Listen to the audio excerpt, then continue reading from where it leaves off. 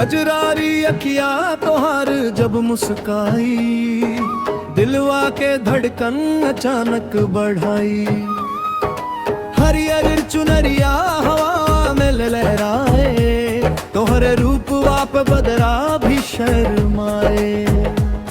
बूंद बूंद पानी प्रेम कहानी, तोहरा से जुड़ल बा दिल के निशानी।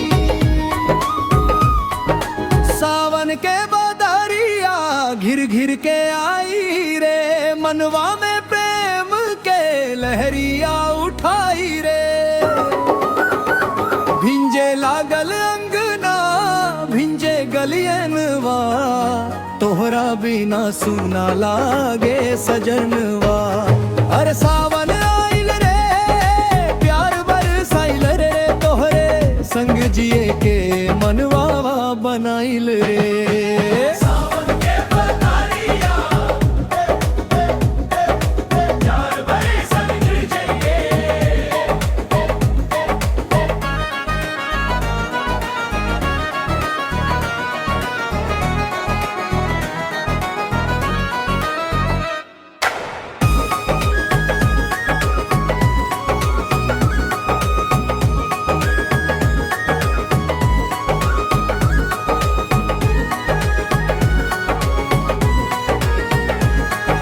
रिमझिम फुहार में हाथवा पकड़ के, चल सना सजनी दुनिया से हट के।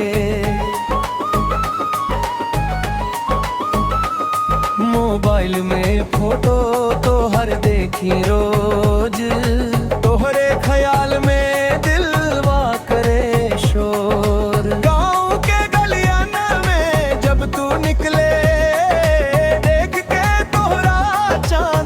फीका लागे। दालान के कोने हर सांस त्योहार, तोहरे बिना लागे ना मनवा के पार। दिल से दिल के अब बात होके दे, नैया के रंग में बरसात होके दे। सावन के बदरिया घिर घिर के आई रे, कनवे में प्रेम के ठहरिया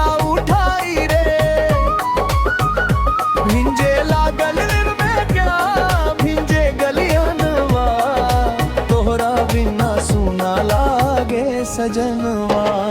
अरे सावन आइल रे प्यार बरसाइले, तोरे संग जिए के मनवा बनाइल रे।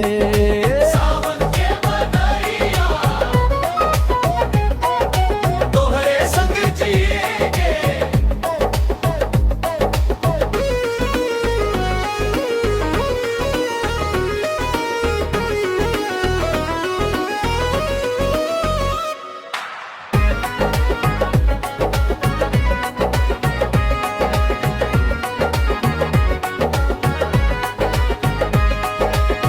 ढोलक के ताल पे दिलवा झूमे, बांसुरी बोले झिम सावन घूमे।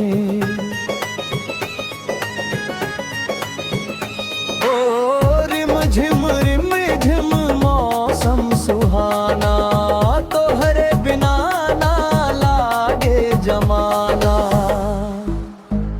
सावन दी सबसी में प्यार के रंग चढ़ाई रे, तोहरे संग जिंदगी के गीत सुनाई रे। सावन के बदरिया घिर घिर के आई रे, मनवा में प्रेम के लहरिया उठाई रे।